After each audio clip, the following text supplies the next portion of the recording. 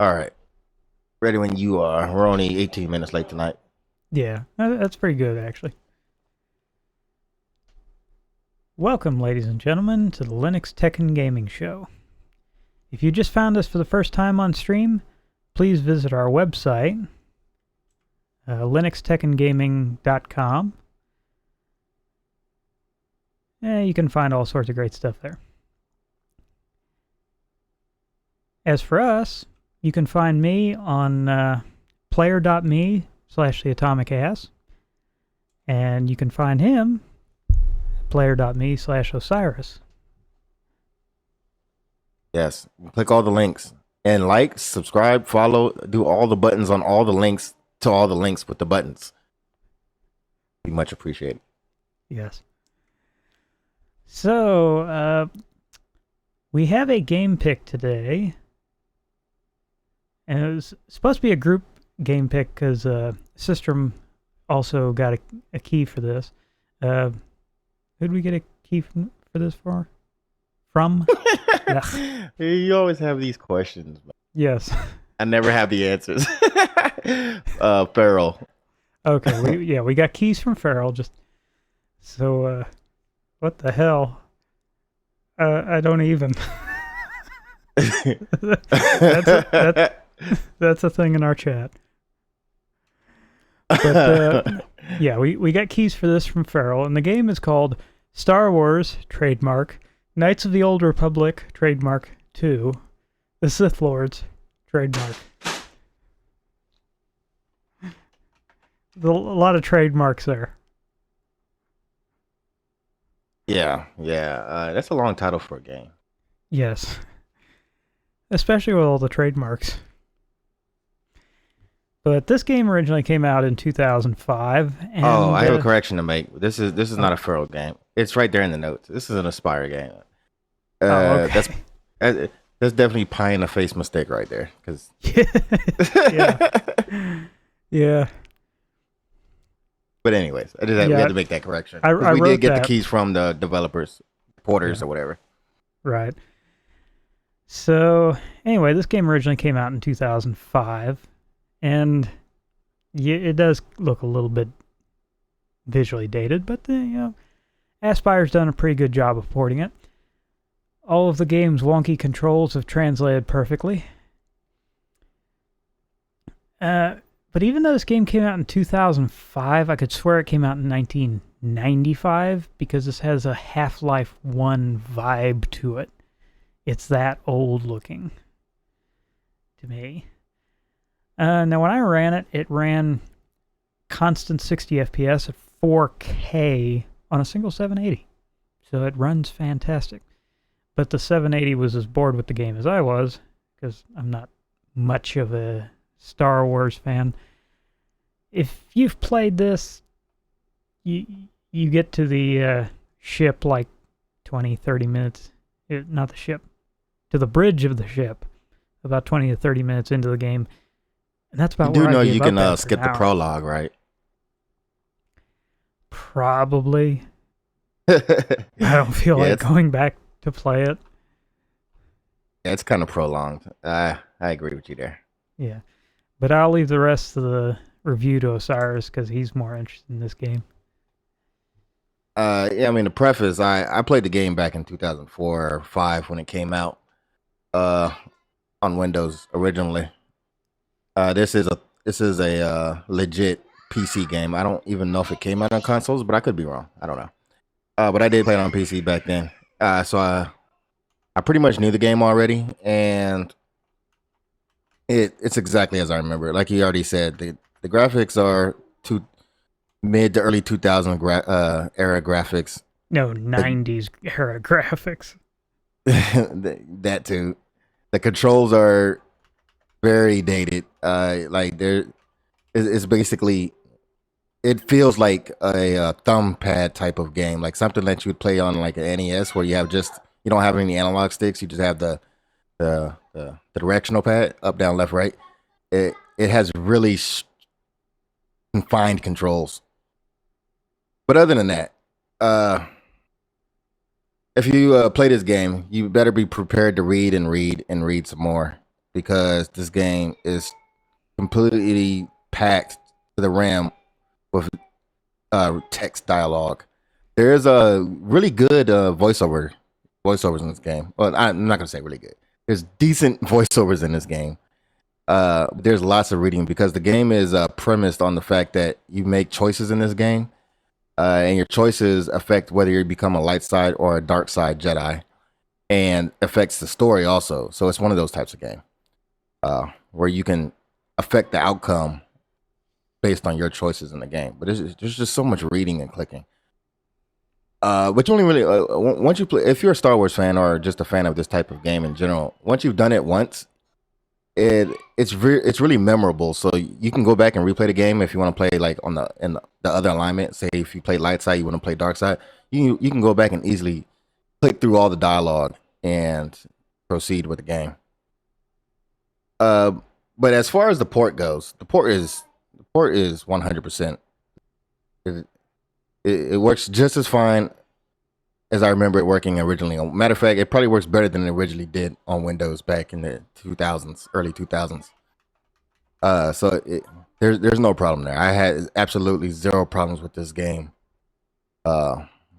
working in Linux. Only one caveat. If you have multiple monitors and you clicked out of the game on another monitor, the game would go to the other monitor. Like full screen everything to the other monitor. It was really friggin' odd. I don't know if anybody else had this problem, but it was weird to me. Never seen a game do that before. But I did not have that problem. But with the game controller, I did notice an issue where if I had that plugged in, the camera would actually spin around. Who knows? If that was me or what? Yeah, I didn't have that issue. But anyway, our next topic, if I can get there at some point, is we don't have a round table. Do we?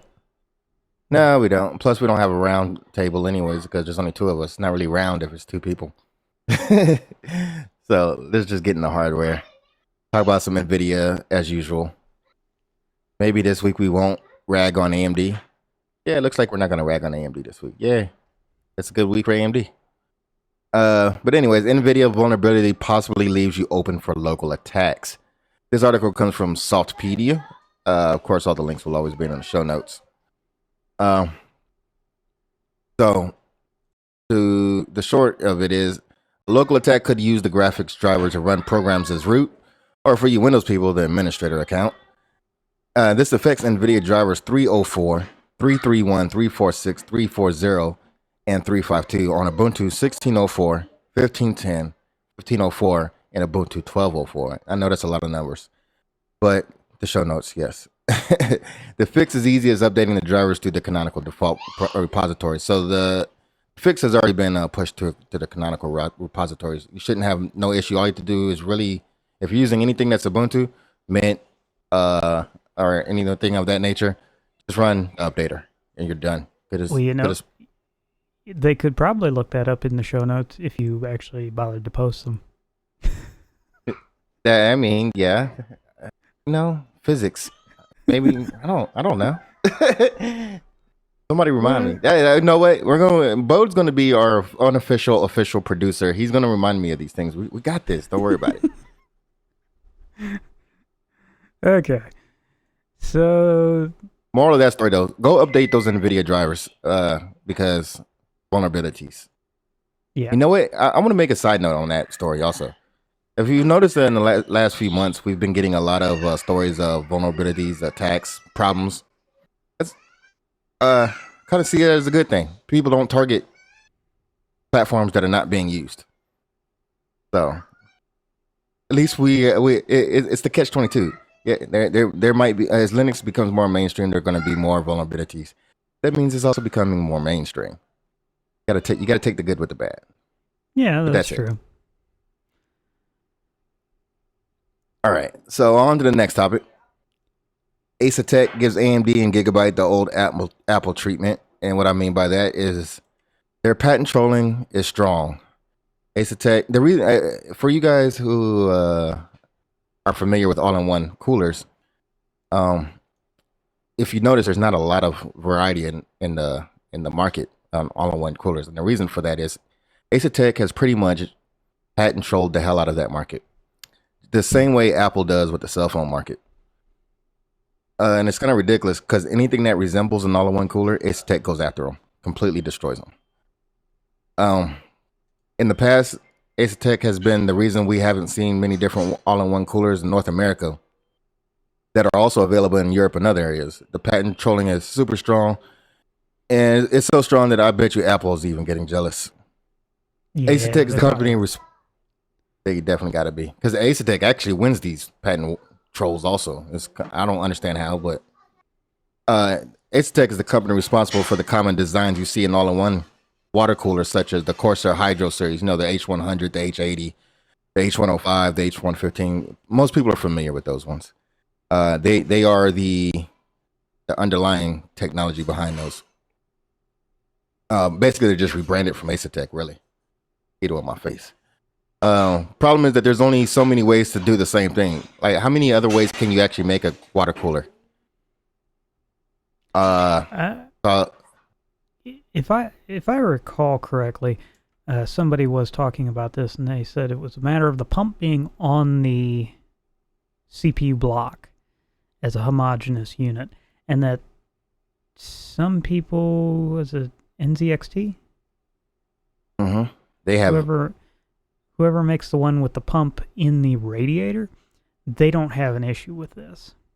Oh, you're talking about the one that I have, the SwiftTech H220? Yeah. Yeah. Well, so see, that's the thing. SwiftTech was the first major competitor, I think, in North America, and Asetek drove SwiftTech out. And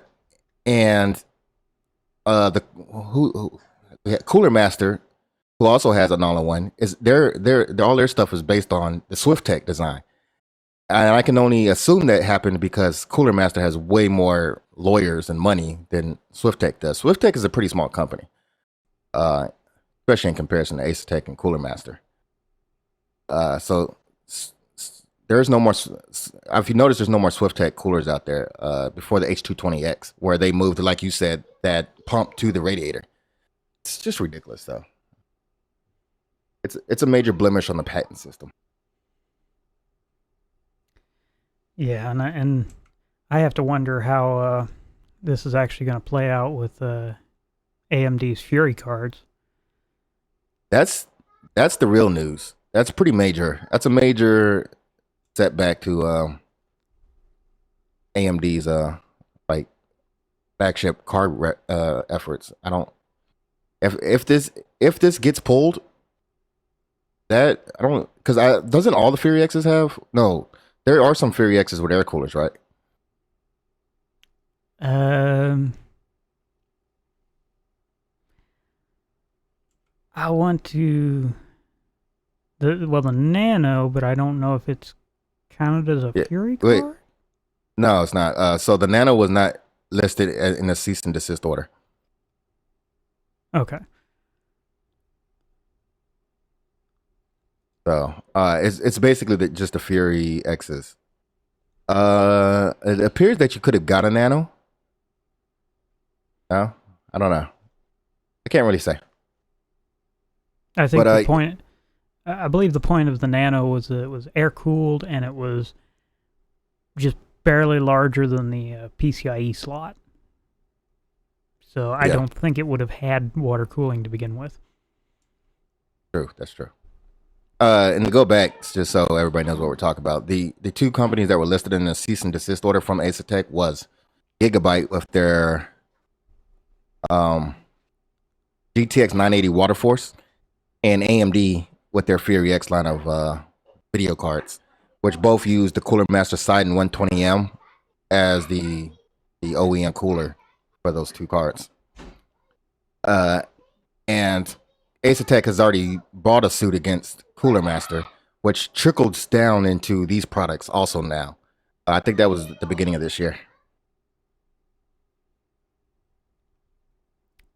AMD did release a response after I put these show notes up, but it wasn't nothing too in detail except for blah blah blah blah. Nothing interesting. Not like, hey, Business go fuck speak. yourselves. Yeah, business speak. So I wish cooler. I hope. I don't know what kind of size these companies are in relation to each other. Cooler Master, Ace Attack. Obviously, AMD has to be a bigger reach than Ace Attack. But I hope that these companies fight this, because as long as Ace Attack controls this patent, there can never be another product with the pump on the CPU block, because it infringes on their patent. But I don't. Where else would you put it? I just don't understand where else for this type of product. Where else could you put it and have it make any sense? Pretty much just on the radiator. Even that doesn't make any. That doesn't really make any sense though. Not for the people who buy all-in-one coolers. But anyways, Yeah. So next up, Nvidia is preparing new pricing for their GPUs. yes. First of all, for those who believe in what do we call them? The Sky Wizards, and the guy who comes and breaks in your house every year and leaves you boxes that you should probably have checked with an X-ray scanner first. Well, we have Nvidia celebrates this time of year by dropping their prices, and probably to compete with AMD more directly, since the 380 came out. The 980 has a speculated price of dropping to $449. That's incredible. That's just incredible. The 970 is going to drop to about $299 US dollars. The 960 is going to drop to about $179. That is a freaking steal. For less than $200, you can get it. I will say that the 960 at 1080p is top rate gaming. Most people don't need more than that. Those prices sound pretty reasonable, except for that 980, because the 980 is kind of a cut rate card. What do you mean by cut rate? Well, it's not a top tier card. When you go back to the previous generation, the 780 is a top tier card. The 980 is a mid tier card. You mean as far as Nvidia's lineups, or as far as performance, pure performance? Well, design, performance, because it's not the top end chip. Previously, the 780 Ti, and Titan and Titan Black were all one die, and a 780 was just a 780 Ti with some of the stuff turned off, a bin chip. Well, the 980 was a different chip from the 980 Ti. And going beyond that, it's only a 256-bit memory bus versus the 384 in the 980 Ti. About that memory bus, because you bring that up about the Nvidia, or we all do. I looked this up. So the reasoning behind that memory bus, the smaller memory bus, according to Nvidia, is because of their color compression technology requires less memory bus. Take that for what you will. I guess as far as gaming, that works perfectly fine. As far as raw compute power, it probably does not stand up to the AMD at all. Just wanted to put that note, because a lot of people bring up the memory bus thing. Yeah. But here's the thing about the memory bus, because I've actually done some testing with this, and I have found where this actually falls short. If there is additional memory bus load when you are trying to capture a game, so you try to play 4K, a 980 will do 4K in Team Fortress 2, a 750 Ti would do Team Fortress 2 at 4K. Wouldn't hold 60 FPS, but it would do it. But as soon as you try to start capturing the game, it just it's a weird thing because you're getting a decent frame rate, but you're moving the mouse around and it's like you're getting 2 or 3 frames a second based on the input lag.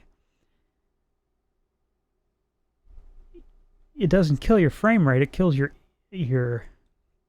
ability to input. And the 980 was like that. The 780 384-bit bus, I can do a lot more with it than a 980. Even though it clocks a lot lower than a 980.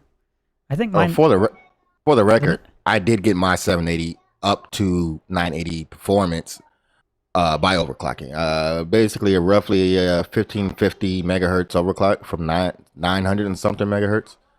But then again, that's probably a rare case. But that's interesting that you say that you can do more with a 780 than you could with the 980. I'll have to look into that also because I'm thinking of upgrading. It might not be worth me upgrading to a 980. Well, with you having 1080p panels, a 780, I'd stick with that. There's no reason to upgrade from a 780 unless your power bills just go way out of control. I mean, I don't think is it using is the 780 supposed to use that much power? I'm only using I have a 650 watt power supply. I don't think it ever strains it at all. Well, I wasn't thinking about power supplies. I was thinking about, if electricity just gets horrendously expensive all of a sudden. Oh, yeah. But my system has a 4790K and a 780. This is the EVGA for the Win edition. And at full draw, this thing doesn't go beyond 350 watts. So it's not terribly a lot. It's nice in the wintertime because it does warm up the room a little bit. But if I were in your case, there's really no reason to upgrade from a 780 at 1080p. So you'd really just waiting until you have the scratch for a different monitor. Yeah, I'm not sure yet. I don't know if 4K is for me yet. I just don't. For production use, for productivity, I totally see the point of 4K.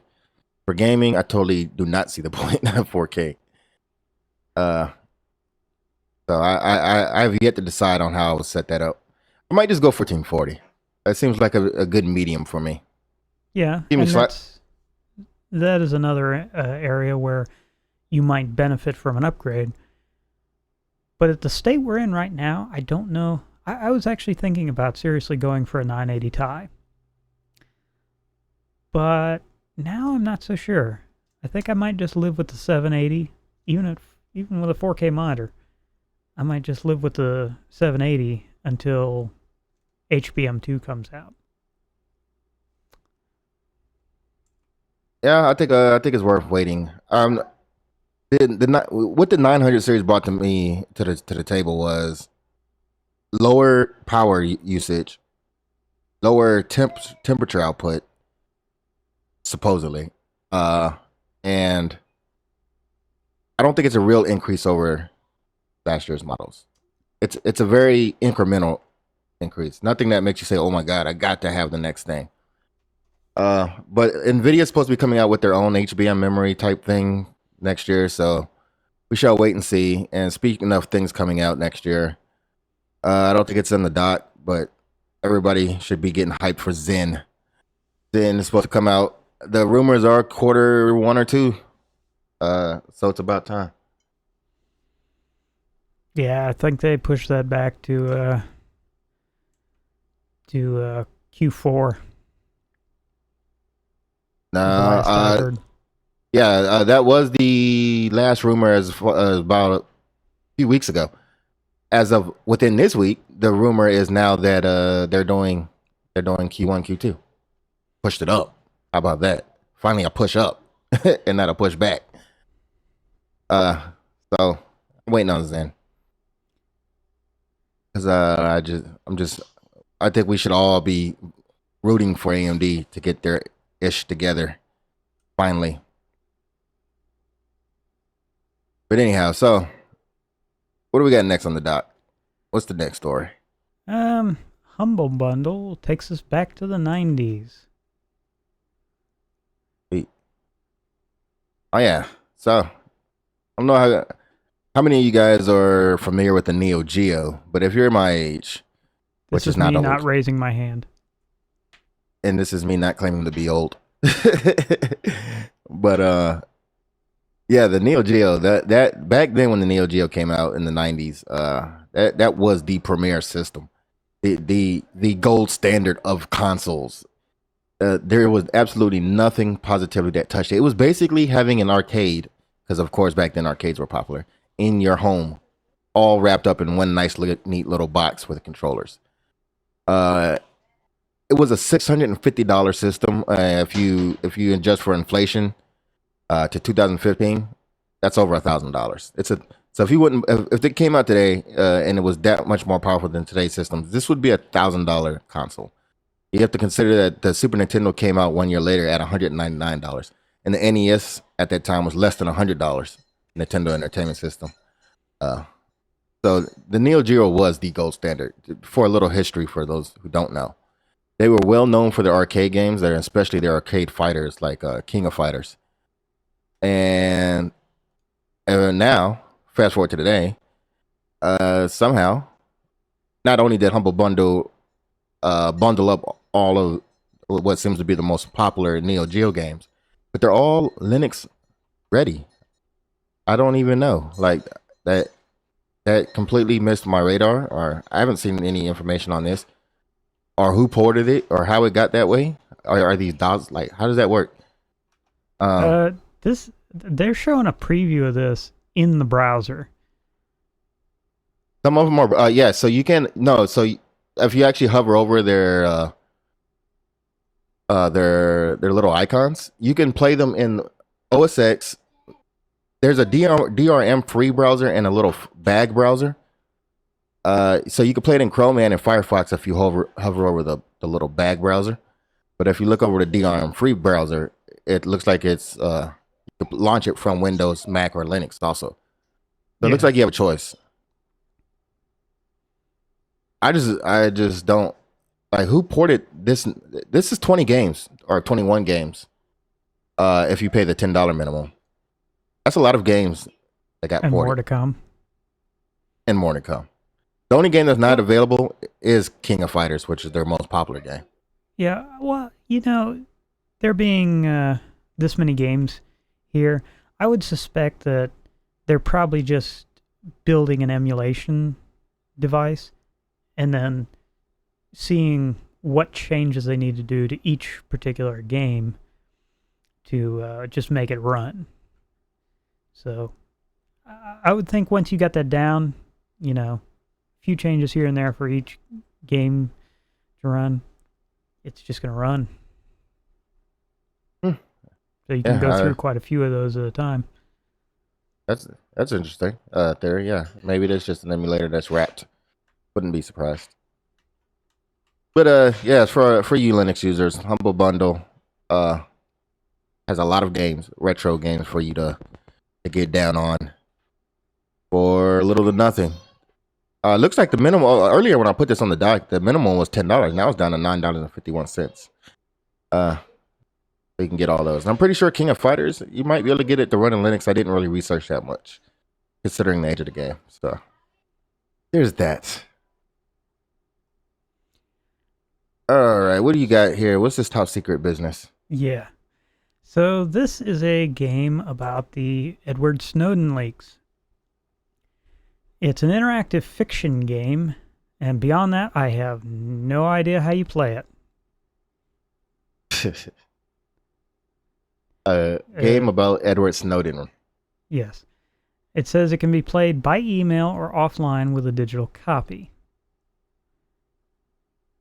I What? don't know how you play a game by email. That's a little weird. Um, do they need my GPG public key?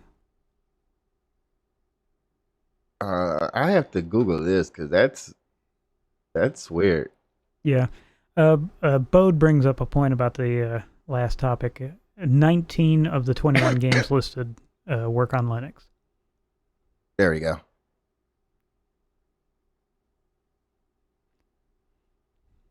Uh, so there is some videos on YouTube, but doesn't appear to be any gameplay. So it must be early stages still. Yeah, I mean, their Kickstarter just finished up a little while ago. It's just that's this could be very interesting. I don't think I can envision the concept just yet. But it could be interesting.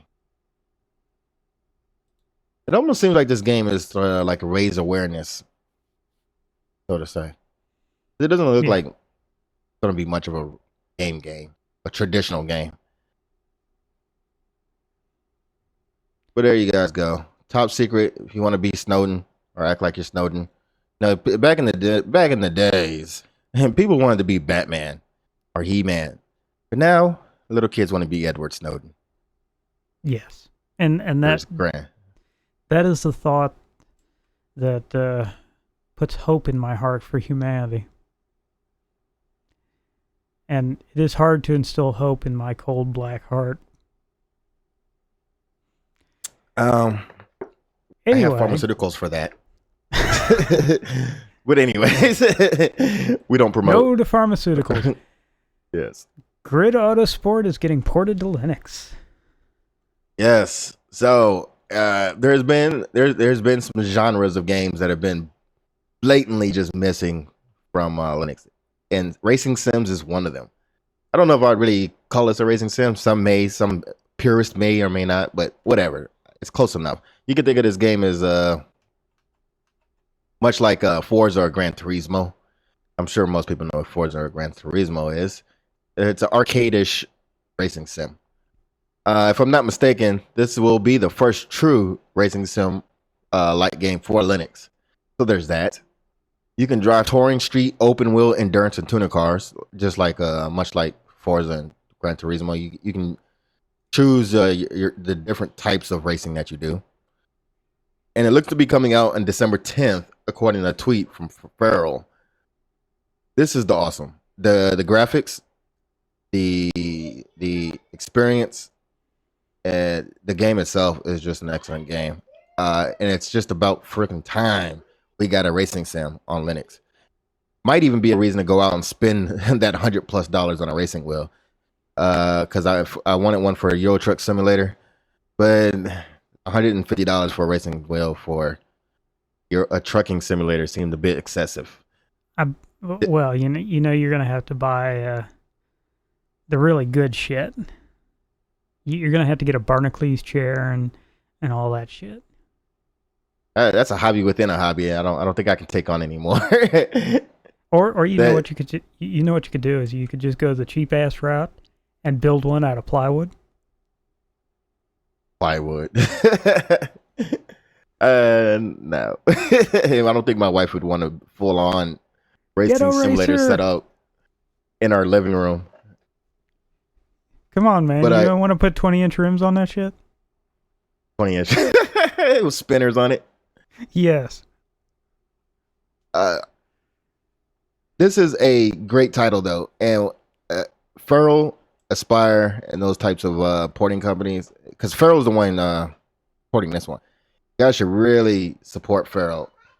Even if it's not through direct monetization, tweet at them, show them that you appreciate them, promote their videos that they put online, retweet their tweets.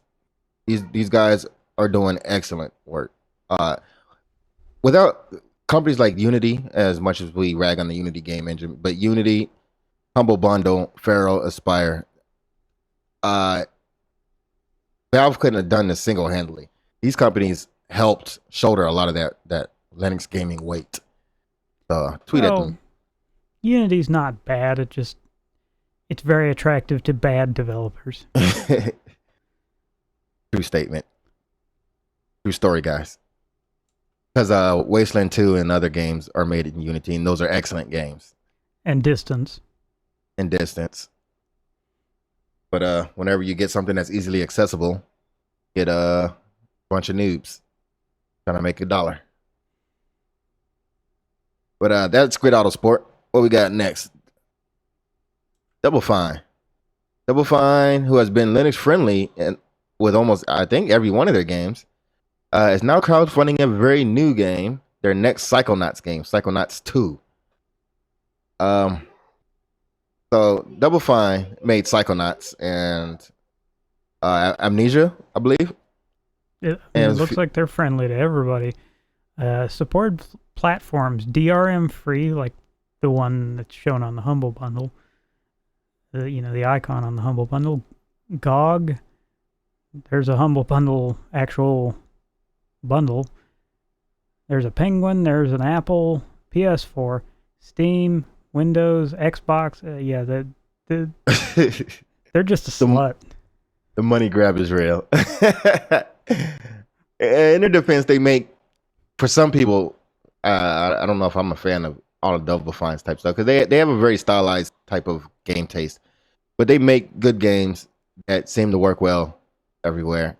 And haven't they been making Linux ports before Steam?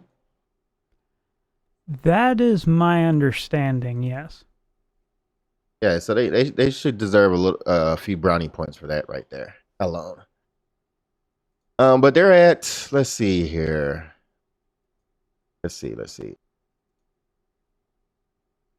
So they're at $2.2 million raised with 33 days left as of today, which puts them at, they're trying to hit 3.3 million, which puts them roughly at 67% funded. So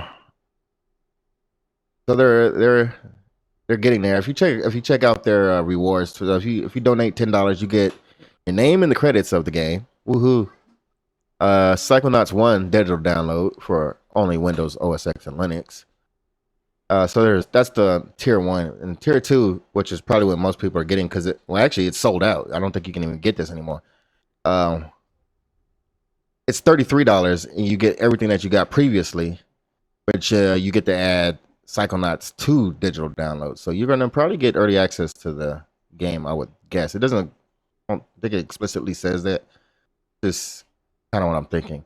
But there's a notation that the PlayStation and the Xbox versions will cost more, and the reason that they say that it's going to cost more is because, unlike the PC versions, the Windows, Linux, and OS X versions, they have to shoulder the licensing cost from PlayStation and Xbox. It costs them more, and they're passing that cost on to you. Yeah. And just as a note, this is not a Kickstarter, but it's a site called Fig. And Fig is like Kickstarter, but it includes a little element where you are making an investment in the game, and you can actually get a return on your investment, like a monetary return. Right. Yeah, that is something that was interesting about their choice of platform. Which it makes me want to trust them more. Because you're no longer just throwing money at the screen. This kind of in this model, it kind of makes you a active investor into the product. So if they lose, you lose. If they win, you win. That might be a thing for some people. I don't know. I still don't know if I can get behind Kickstarters. I don't think I even still like, personally, the idea of Kickstarters. I think Kickstarters are very important. Don't get me wrong. They have definitely created like a whole new element to creating goods in a global sense. But there's just been so many people who have been screwed over by Kickstarters. This might be a better way. I don't know that. We'll have to see. I don't know how old Fig is. I don't think I've even heard of Fig before I saw this article. I only just heard about it while listening to a podcast this afternoon. So okay, yeah. The verdict is still out. You guys can check that out. Definitely support Double Fine. They've been pretty good to the Linux users.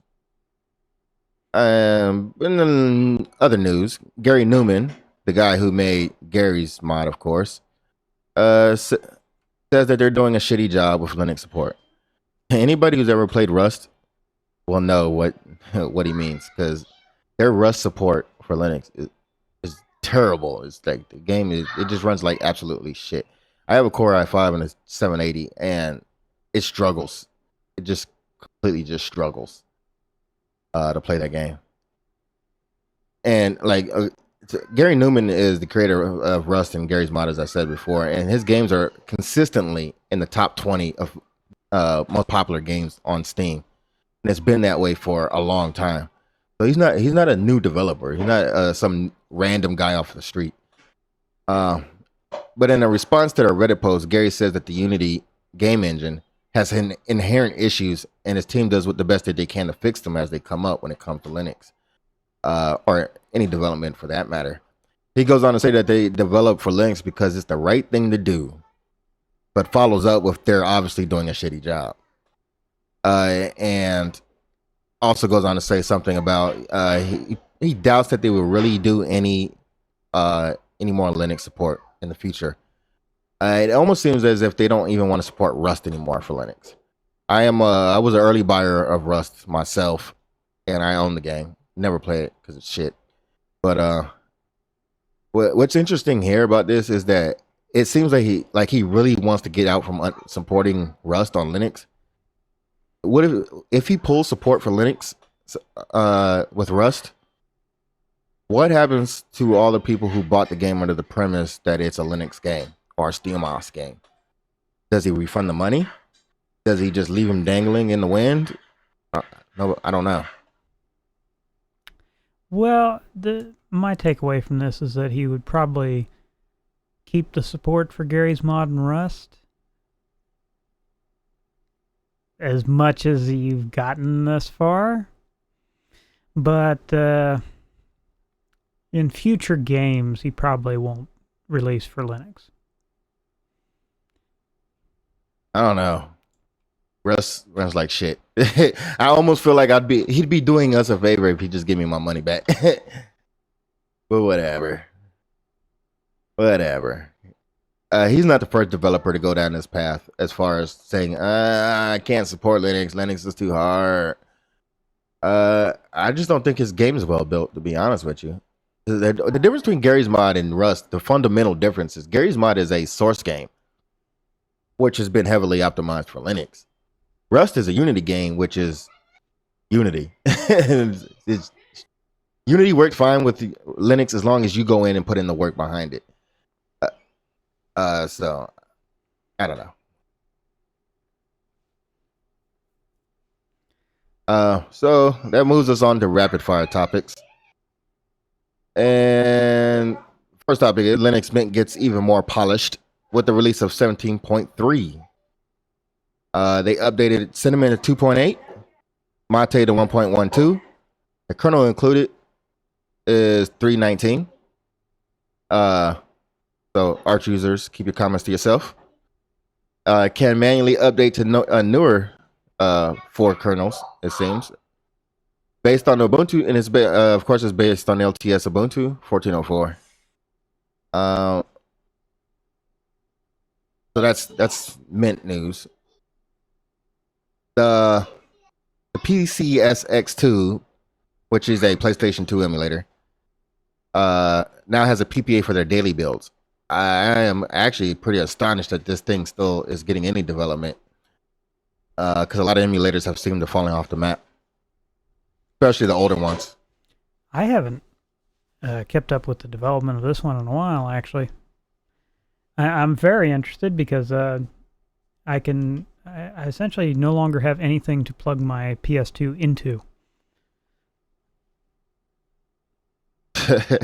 It only has the coax. No, Yeah. not the coax. Is that what it is? RCA. Ah, you don't have a TV?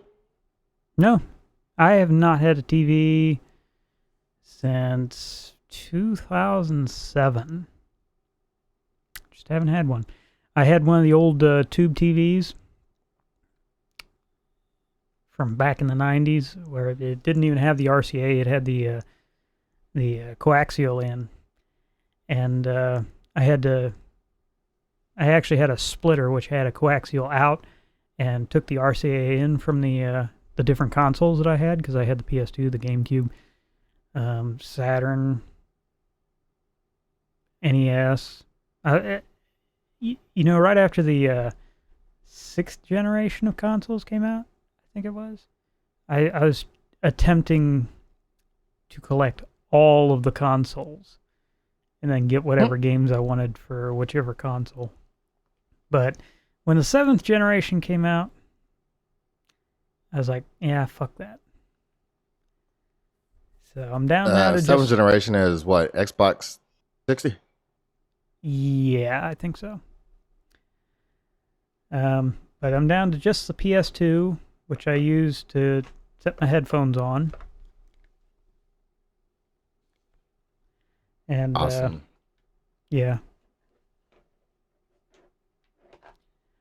That's great though. That they're doing this. There's a lot of good games on PlayStation 2 that if you haven't played, you should go back and play. I'm telling you how you should go get those games. But there's an emulator that works on Linux. Then hey, we have smart. You know what? My policy is, if I can't buy it, I'm downloading it. I think that's without getting too much into the politics, I think that's very legit. If you can't buy it, what I don't even understand what the problem really is. Like, come on. Well, Nintendo has actually gone down this route. Of course, you can't buy NES games anymore. So how do you play Super Mario Bros. 3? You go out. I know you don't go out.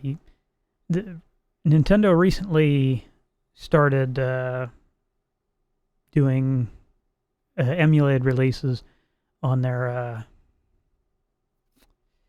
the DS platform, I think. Yeah. And yes, Bode, I did have a Saturn. Saturn was awesome. Still got the Saturn. Daytona. Actually. Yeah, Daytona was a great game. I have not sold the Saturn yet. And I might not. Who knows? But yeah, Nintendo. Oh, it's a 3DS. That's the one they got now. Yeah, they have an emulator now for the 3DS, and you can download the older games on there, and that's how they're claiming it's still open for distribution. But honestly, if it's not available for sale otherwise, yeah. I don't see why they're so. Why do they even waste the effort? I mean, that's a rhetorical question, but I don't know. But I'm looking at the top best-selling PlayStation 2 games. This should give you a reason why you should be playing PlayStation 2. You got games like Kingdom Hearts, Devil May Cry, Max Payne, yes. Need for Speed Underground 2, Dragon Ball Z, several versions of Dragon Ball Z actually during that era. Star Wars Battlefront. So while everybody's getting all hyped over the new Battlefront, you can go back and play that super old 2004 Battlefront if you so wish. What else was there? There's Sonic, the Mega Collection. What else was there? Grand Theft Auto, Liberty City, and San Andreas came out on Jak 2. Jak was really popular during the PlayStation 2 era. Tony Hawk's Underground 2, very popular. That's a great game, actually. It's a good game to just waste time and act like you're a skateboarder. Dynasty Warriors, and the list goes on. You got Resident Evil, Code Veronica, so on and so on. There's plenty of reasons why you should be playing PlayStation. Especially if you're feeling nostalgic. No. Nostalgia is when you bust out the NES. Too nostalgic. PS2, kind of modern. The games are kind of modern. Yeah, they might be They're kind of modern age-wise, but have you seen the graphics compared to anything yeah, relatively new? the graphics are not what I would call nostalgic. It's got to be hipster pixel to be nostalgic. Yeah, I think the PlayStation 2 games or some of the graphics are just terrible. They're just horrible. Uh, I don't know. But the games are fun, so I guess that's what matters. But let's see what we got here. Some more small computing, since we seem to be covering small computing every single week anyways. This week we had Pine 64. I guess the product is actually called the Pine A64. And according to their Kickstarter page, it's the first $15 64-bit single board supercomputer. Supercomputer seems like a bit of a stretch on words, but we'll go with it. We'll go with it. Uh, correct me if I'm wrong, but I guess the Pi is not 64-bit. Raspberry Pi, that is. Um, it might not be, and it doesn't really have a reason to be because it's always been half a gig of RAM or a gig of RAM. You know, it's never really needed to be 64-bit. Oh, okay. If you look at the Kickstarter page, if you scroll down, they actually have a chart that shows that the Pi 2B and 1A are 32-bit Cortex ARM processors. And this product, 64-bit ARM processors, with quad cores, so 4 cores. Interesting, very interesting. Got a dual GPU core. I mean, a GPU with dual cores. English is hard. The A64 Plus comes with 1 gig of RAM, and the regular one comes with 512 megabits DDR3. And it supports 4K over 4K. HDMI. Hell yes. And it has H.265 decoder in it also, so it's very modern, like very very modern. 4K 30 H.265 decoding. Yep. Put it in the living room. This so this thing has, according to them, been extensively tested with Ubuntu, OpenWRT, and they say XBMC, but I think they mean Kodi, so we'll just say Kodi. So that opens up a lot of things that it can do right out the box. OpenWRT, for those who don't know, is what you put on usually a router of some sort. Consumer level routers. You can use it with consumer level like Linksys and all that. So there's that. But here's the thing: if Ubuntu runs on it, can you load Steam on it? Now I know it's got an ARM architecture, but I think I've seen people running Steam on ARM platforms before. Maybe with some hacking and a big shovel and a hammer. But I think it's possible. And if it is possible, this could be all you need to do is load Steam, and you can actually use this as a Steam machine.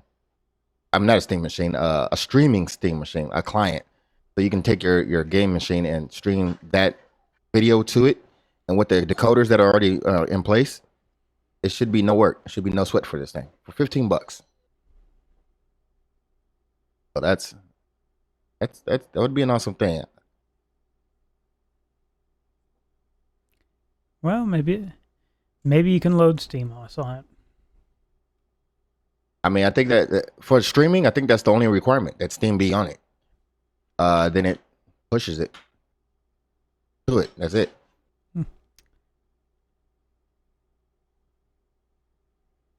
Yeah. Well, that's all of our topics. All right. So what else? The chat is going wild with ASCII arts. Yes. See. I don't even know what is like going on there. Things and stuff. Yeah, okay, we'll just go with that. Sweet. What is OpenHAB, Bode?